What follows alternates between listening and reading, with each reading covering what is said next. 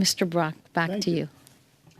So before I was interrupted again by a point of order from Mr. Biddle, I have lost track how many points of order that he has made. And all he has done, Madam Chair, is engaged in debate. So I just telegraphed to Mr. Biddle and his team that the more they stop proceedings and allow me to not continue with my intervention, ultimately it's just going to delay the amount of time that I have set aside. I've got numerous articles that I want to speak to, as well as describing experiences. So see, we have a point of order again.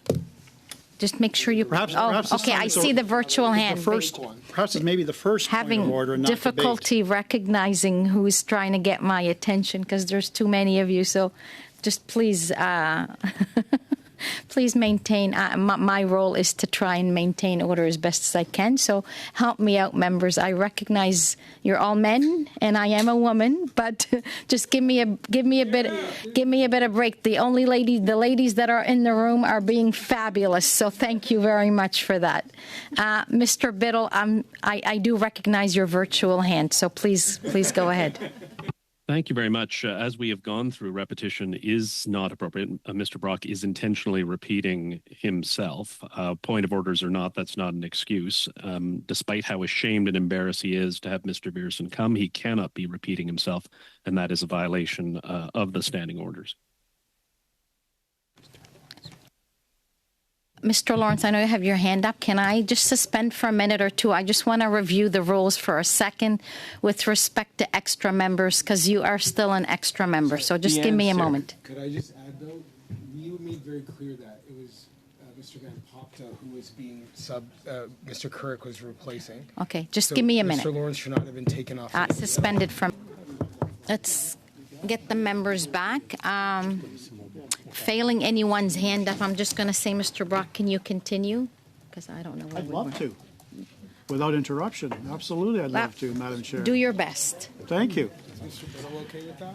Yeah, well, it depends on Mr. Biddle. I think the only thing that's shameful and embarrassing is the way that he's conducted himself with unnecessary points of order.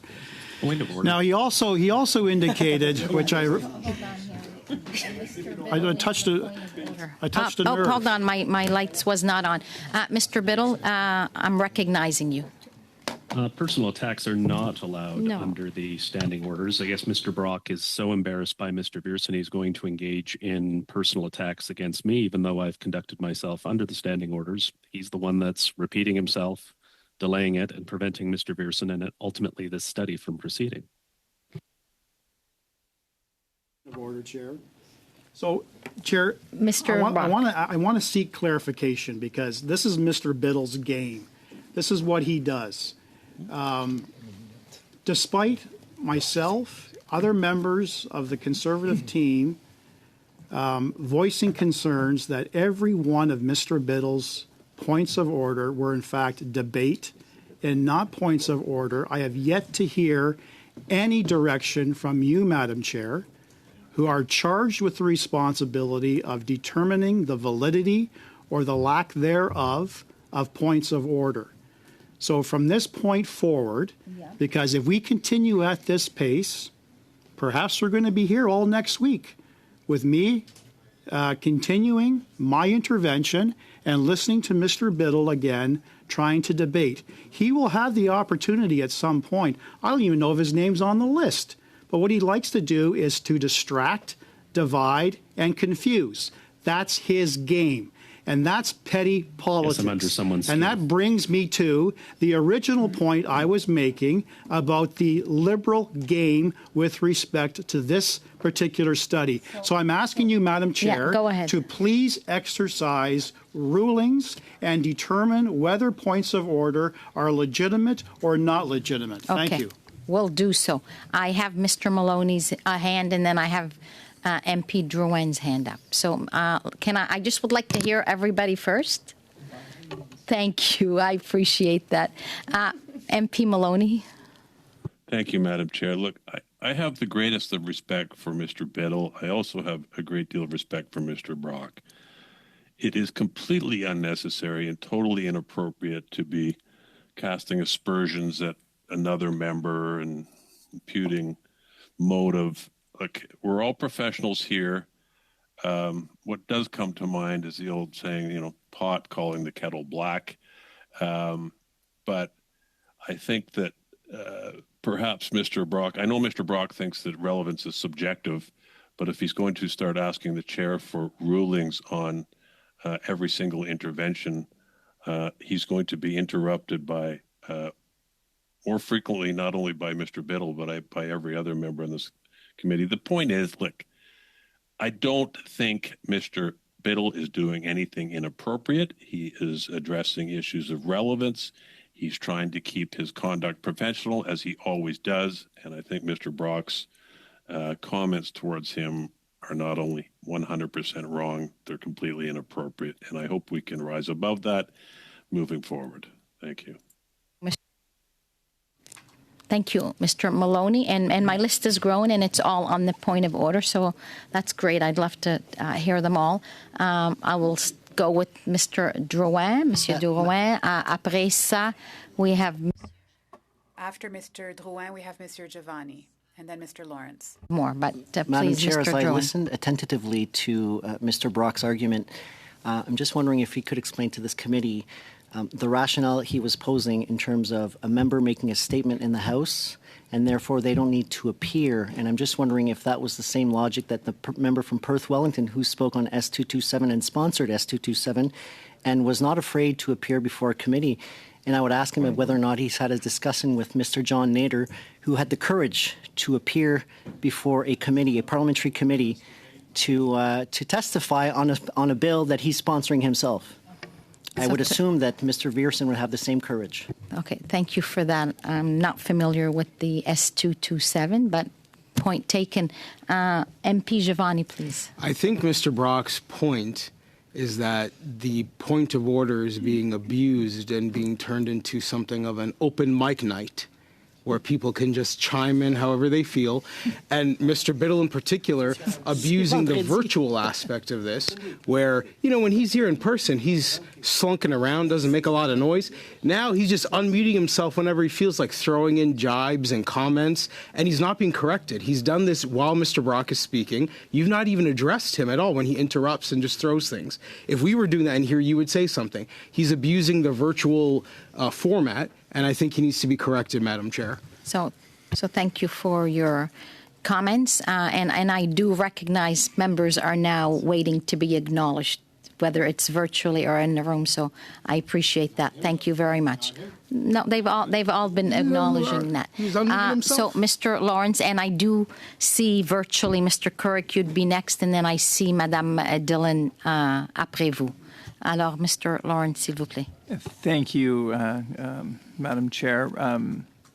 As you rightfully pointed out, it is your responsibility to maintain order and decorum, and that looks increasingly difficult. And so you have my condolences with respect to that responsibility. You rightfully called me out earlier for talking too loud with Mr. Drouin, and you were completely within your rights, and I apologize for causing any distraction. But I will say that there has been as Mr. Giovanni has said and Mr. Brock has said, there has been a pattern of Mr. Maloney and Mr. Biddle creating fake points of order that are equally, if not more distracting than having a sidebar conversation with a colleague. And so I have seen in other committees, I'm not going to tell you how to do your job, that would be presumptuous, but I've certainly seen in other committees where there is a pattern, the chair will make sure that the individual starts with a rule that they're citing that's a point of order. And before they are allowed to commence, they have to cite that rule. And I think that might be a fair practice. Thank you very much. Thank you very much. Mr. Couric. Thank you very much, Madam Chair. And, I look forward to continuing to hear what Mr. Brock has to say and the specificity in which he is addressing the very important issues related to Bill C-270 and the motion that Mr. Maloney had moved, which is actually on the agenda. But I would just note, Madam Chair, that in terms of departure from the standing orders, the continual introduction of issues of debate into a conversation related to the conversation at hand by, in particular, members from the Liberal side. I would just maybe suggest, Madam Chair, through you, that those members simply put their names on the speaking list, and I look forward to hearing from them when their name comes up on the speaking list. And I would just ask, if I could, for you to outline again for the committee who exactly is on that speaking list. I know there's been a little bit of discussion and people getting back and forth, and I know there was some discussion as to whether a member who is present, although not a regular member of the committee, if we can just have some clarity in that, because as I know you appreciate and respect, being able to have clarity and act with precision is key for the smooth functioning of these parliamentary proceedings. Yeah, thank you, Mr. Carrick. I'll come back to you. I have Madame Dillon, and I know she's been very patient. So, j'apprécie beaucoup vos soutiens. Alors. Thank you for your support. You have the floor, Madame Dillon. I just wanted to raise this, and I've been noticing it for the last 2 hours, that the Conservative members are talking down to you. They are talking aggressively to you, making insinuations about how you are managing the committee. Under the guise of polite suggestion, they are saying, may we suggest, may we do this, may we tell you how to do that. This is very, very condescending towards you, and you pointed it out, and I was going to before you did, because it's really, really disturbing to see that a bunch of male Conservative colleagues are telling you how to manage the committee. Shame on you. I am sick and tired of hearing this. And yes, you are surrounded only by males. And sorry if I'm getting loud. Sorry to the interpreters. This needs to stop. If we're going to do this for the next 9 hours, bring it on. Who cares? I don't want to hear anyone talking. Points of order are points of order. That's up to you to qualify them, but you're not even being allowed to listen to them. So bon courage, Madame la Présidente. Thank you, Madame Dillon, and I wish you a good recovery. I know you're not feeling well this week.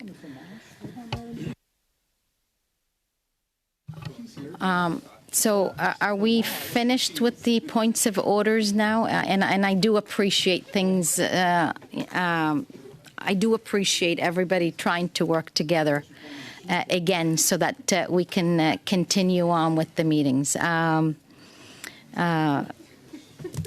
So let's, why don't we take a 2-minute break? I was going to ask that. Thank you. So we'll suspend for 2 minutes. A number of events that are happening. I'm suspending for the day. Meeting suspended.